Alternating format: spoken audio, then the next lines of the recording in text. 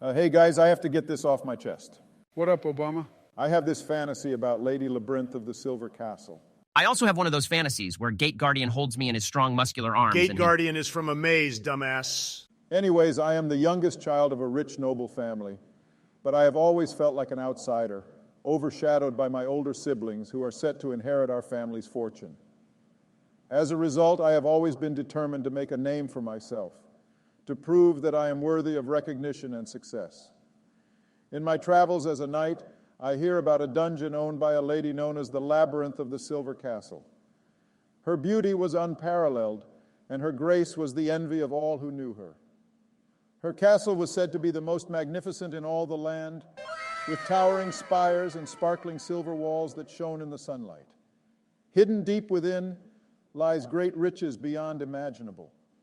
But despite her many admirers, Lady Labrynth was a solitary figure, content to spend her days wandering the twisting halls of her castle alone.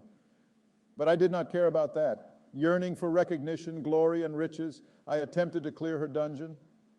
I thought maybe, just maybe, I could do something that would finally force my father to acknowledge me, but I failed miserably. I fell victim to one of her many traps, injuring my legs. Lady Labrynth found me and threw me into the prison under her castle. Every day I laid there, my wounds causing me great agony, and every day she would come and gently treat my wounds. I begged her for mercy, a quick death, even if it wasn't befitting of a warrior.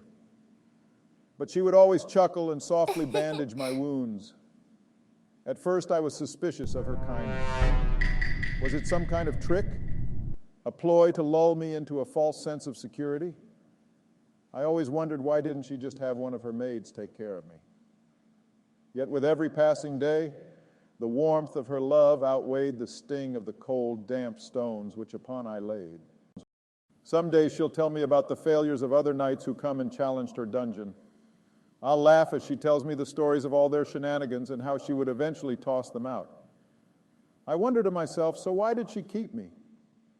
One day she arrives and tells me someone by the name of Ms. Knight came and cleared her dungeon, dodging all the traps and escaping with many bags of gold, jewels, and treasure. I ask her, why do you seem so happy still then? She then hugged me tight and whispered into my ear, because I still have my most precious treasure of them all. She blushed heavily, quickly treated my wounds, and left. The day finally came where I was healed. She told me to get out of her sight, but I could tell she was trying to put on a brave face.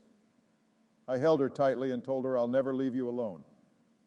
She started crying as she kissed me possessively, and that's when I realized that I achieved the treasure I desired all along. Wow, that's kind of romantic. I'm telling your man of a wife, Michelle.